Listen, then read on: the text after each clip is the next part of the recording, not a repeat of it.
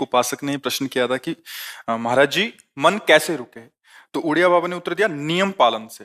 यदि हम नियम पर दृढ़ रहें तो मन हमारा क्या कर सकता है? नियम तो परमात्मा देखता है, हम लोग नियम पर दृढ़ नहीं रहते, इसी से हमारे देश की दुर्दशा है। संध्या वंदन तक का नियम जाता रहा है, भजन करने के लिए नियम की बड़ी आवश्यकता। हाँ, बड़े नियम की आवश्यकता है। तो जैसे प्रातः काल से सायंकाल तक की हर व्यक्ति की अपनी एक दिनचर्या होनी चाहिए। ऐसा नहीं कि आज हम 4 बजे उठे, कल 7 बजे उठे, पर फिर मन को आप कंट्रोल नहीं कर पाएंगे। मन के लिए एक दिनचर्या होनी चाहिए कि हमको 10 बजे सोना है, 4 बजे उठ जाना है, तो फिर 4 से 4:15 नहीं होना चाहिए, 4 बजे उठ जाना, ऐसा नियम बना ले। और उठ करके हमको थोड़ी देर नाम जप करना है, थोड़ी देर हमें वाणी जी का गायन करना है, थोड़ी देर हमें ध्यान, एक अपनी दिनचर्या। फिर हम अपने संसार के कार्य के नियम, जो संसार के कार्य हैं, उनको भी करते हुए भगवान को समर्पित करें। जैसे जो पद में है, जो आपको राष्ट्र सेवा मिली है, जो आपको समाज सेवा के पद मिले हैं, या आपको जो घर की सेवा के कार्य मिले हैं, उनमें बहुत धर्म पूर्वक आचरण होना चाहिए। अगर आप अधर्म आचरण करते हैं, अपने पद का दुरुपयोग करते हैं, तो आप सुबह जग करके थोड़ा माला चला लीजिए, फिर भी आपका कल्याण नहीं होगा, क्योंकि आप अपने पद का, अपने सेवा का दुरुपयोग कर रहे हैं। जैसे हम जानते हैं कि अधर्माचरण है, ये अधर्मी है, हमें पता है दोषी है, और वो हमको कुछ धन दे देता है, और हम उसको मुक्त करवाने की बात सोचते हैं, और जो निर्दोष है उसको फंसा देते हैं। अब तुम चाहे जितना माला चलाने की कोशिश करो या दान पुण्य करो, वो तुम्हारा अधर्म आचरण, वो अधर्म का धन तुम्हें सतमार्ग में नहीं जाने देगा। नियम लेना चाहिए कि जिस पद में है, जिस धर्म में है, जिस कर्तव्य में है, चाहे कुछ भी हो जाए, हम अपने कर्तव्य से विमुख नहीं होंगे। जितना जप महान है, उतने कर्तव्य महान है। दोनों बातें समझना है। माला फेरा और इसके बाद बेईमानी, अधर्माचरण, इनका कोई नियम नहीं है कि हमें कैसे चलना है, तो वो माला काम नहीं कर पाएगा, क्योंकि उसका तभी सत्य भाव माना जाएगा माला जपला जब धर्माचरण है। धर्माचरण नियम से। बोले वो बड़े कट्टर नियम वाले हैं, उनको घूस नहीं, आप उनको भयभीत करके नहीं काम करवा सकते, प्रलोभन में काम नहीं करा सकते। ये हमारी गृहस्थी है ना, तो गृहस्थी के पालन के लिए धन चाहिए, और धन के लिए हम धर्म को आगे रखें, धन को नहीं। धर्म को, हमारा कर्तव्य क्या, प्रायः जैसे पूज्य बाबा ने कहा, आज हमारे देश में बहुत दुर्दशा हो रही है। दुर्दशा हो रही, क्यों? क्योंकि सब अपनी जगह से गलत हो रहे हैं। अगर अपनी जगह हम ठीक रहे तो हमारी दुर्दशा नहीं होगी। हमारा भजन कम होगा, लेकिन हम धर्म से चल रहे हैं तो हम विजयी होंगे। हम भगवान को प्रसन्न कर सकते हैं, क्योंकि हमें जो कार्य मिला है वो भगवान का ही कार्य, सृष्टि भगवान का कार्य। जैसे नए बच्चे कुछ वकालत पढ़ रहे थे, तो यहाँ के प्रश्न किया था कि हम जानते हैं कि वो दोषी नहीं है, हम जानते हैं कि वो दोषी है, पर दोषी हमें पैसा दे रहा है, तो हम वकालत पढ़ी इसीलिए, हम उसको जिताएंगे, तो ये क्या कोई पाप है? तो उनका खुला पाप है। बोले नहीं, हमारी कोई ऐसा कंपनी दो, ऐसा कुछ बोले कि हमारी कंपनी को ये सिखाया जाता है, तो हमको तो ये करना ही होगा, अगर नहीं करेंगे तो हमारी वकालत का मतलब क्या रहा? तो नहीं, वकालत का मतलब अधर्मी को मुक्त करवाना नहीं है।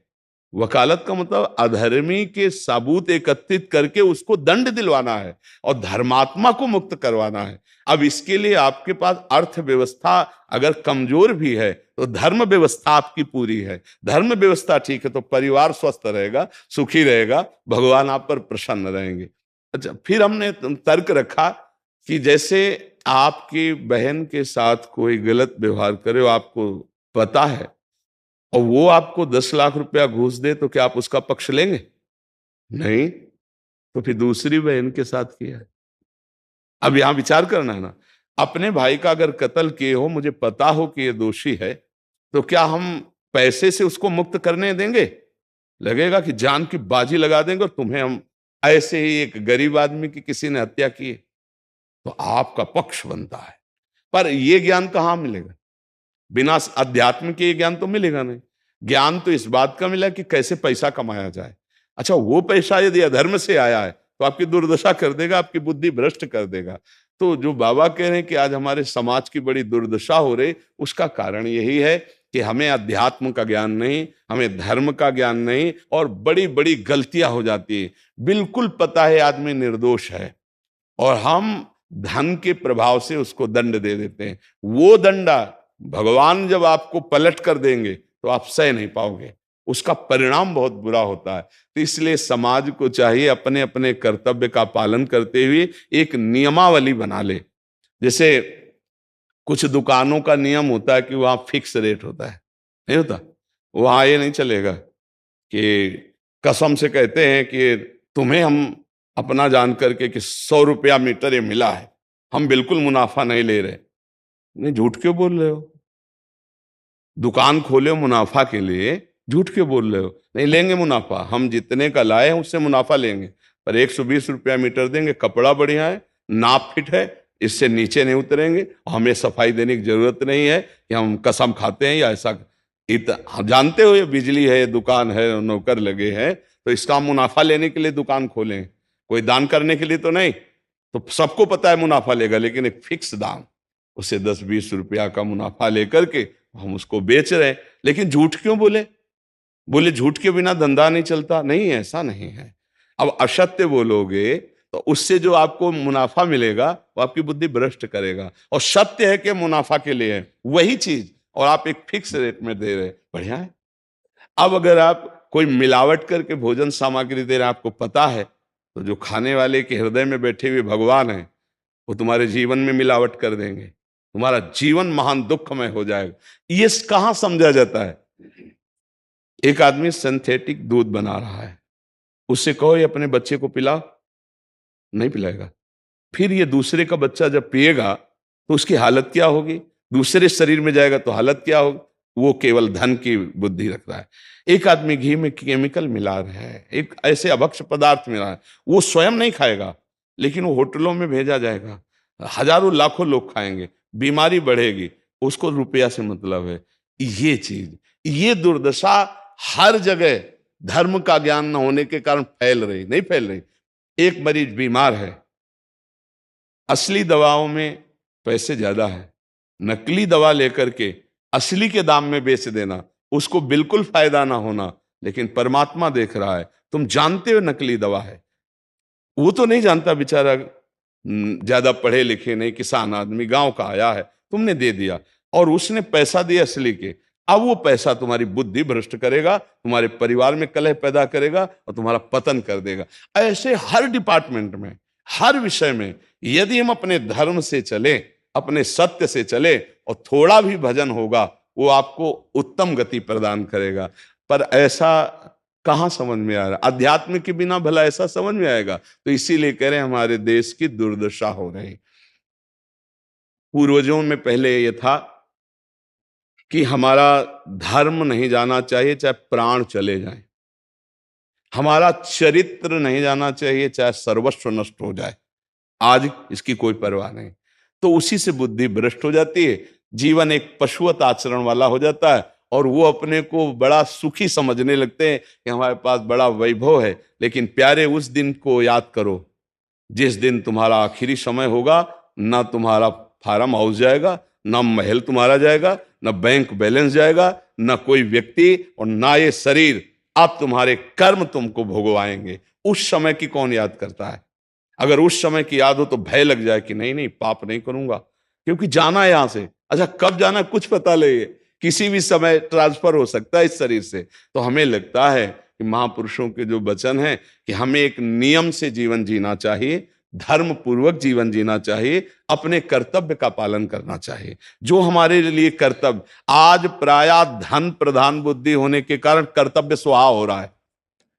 एक विद्यालय में विद्यार्थी के लिए जो गुरु पद में बैठा, उसका क्या कर्तव्य है? वो अपने कर्तव्य को भूला हुआ है। भला छोटे छोटे विद्यार्थियों को, जिनकी नींव पूरे राष्ट्र सेवा में, समाज सेवा में ये बन सकते हैं, अगर उनको हम सही शिक्षा नहीं दी तो उनका पूरा जीवन बर्बाद हो जाएगा। अगर उनको हम गलत सपोर्ट कर दिए तो उनका पूरा जीवन बर्बाद, क्योंकि नया जीवन है।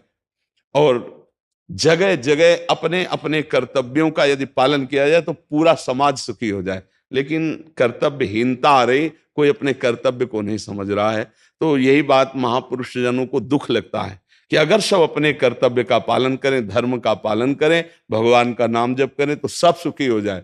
सुख सब चाहते हैं और आचरण दुख वाले करते, इसीलिए सुख नहीं मिल रहा है, परिणाम में हमें दुख मिल रहा है। सच्ची मानना, वो रुपया पूरे परिवार में अशांति पैदा कर देगा। और धर्म पूर्वक 100 रुपया लाओगे और 4-5 परिवार के बैठ के नमक रोटी खाओगे, आनंद से सोओगे, बड़ा प्यार रहेगा, भगवान की कृपा रहेगी। पर ये बात समझ में नहीं आती है। तो ये वृत्ति अगर छोड़ी ना जाएगी तो कुछ भी कर लो, कहीं भी दान पुण्य कर लो, लाभ नहीं मिलेगा। अगर दान देने की बात कही गई है तो धर्म पूर्वक कमाए हुए धन से। अगर आप मेहनत से कमाए हो ना, 10 रुपया दे दोगे ना, तो 10 रुपये का वो आटा लाके अगर 2 रोटी खाएगा तो खूब वजन होगा। और आप 1 लाख रुपया बेईमानी कर रख दोगे ना, तो बैठे बैठे वो गंदा ही सोचेगा, भजन नहीं होगा। उसका गंदा सोचना और आपका गंदा करना दोनों मिल करके, उसके कारण भी तो आप बने ना, तो आपका ही पतन हो जाएगा। उसको तो भगवान बचा लेंगे क्योंकि भगवान की शरण में। तो मुझे लगता है अधर्म के धन से कभी किसी को लाभ नहीं मिलता। तो अपने कर्तव्य का पालन करते हुए यदि नाम जप किया जाए तो बहुत जल्दी हमको लाभ प्राप्त हो जाए। बहुत सुंदर मतलब ये चर्चा होती है, अगर आप लोग इसको धारण कर लें तो निहाल हो जाएंगे। सच्ची कह रहे, ये जो बातें हैं ये बहुत सुंदर जीवन को पुष्ट करने वाली हैं, पर आप धारण कर लें तो बात है। नहीं तो जैसे लाभ दिखाई दे रहा 50,000, तो ये बातें भूल जाओगे, ये बातें अच्छी नहीं लगेंगी। हे यार, बहुत बढ़िया काम घर में आएगा, पर हमारी ये बात ध्यान रखना, वो 50,000 घर में अशांति पैदा कर देगा। सच्ची मानना, आप धर्म से चलना, धर्म से चलोगे तो भगवान तुम्हारी रक्षा में रहेंगे। अधर्माचरण, देखो कैसी कैसी घटनाएं होती हैं। बढ़िया कार है, फिल्मी गाना लगाए चल रहे हैं, और वो एक्सीडेंट हुआ, आग लग गई, बाहर निकल ही नहीं पाए, वो अंदर ही जल गए। क्या हुआ? ये करोड़ों रुपए की कार भूंज दिया तुमको अंदर ही बैठाल के, धू धू करके आग लग गई, अंदर जल। ऐसे जलना चाहते हो या भगवान के आनंद में चिंतन करके शरीर छोटे हो, फिर दाह संस्कार हो ऐसे कि सब लोग भगवान के नाम का कीर्तन करते ही जा रहे, फिर आपका अंतिम संस्कार, वहां जीवित जल गए। क्या हो सकता है? एक एक पल तुम्हारे कर्म का हिसाब होगा, एक एक सेकंड का।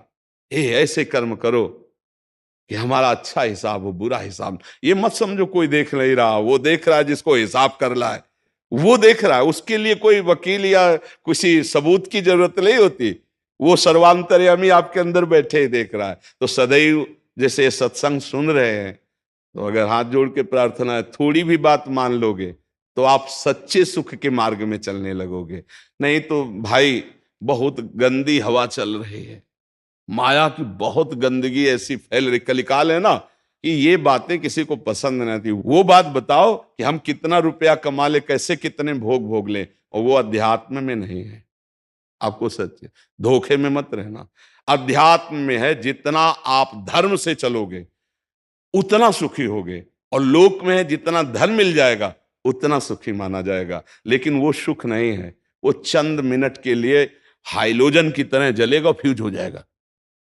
और धर्मात्मा दीपक की तरह जलेगा, पर बहुत काल तक चलता रहेगा। इन बातों का चिंतन कीजिए, खूब नाम जप कीजिए और भगवान के भरोसे रहिए, गंदे आचरण मत कीजिए।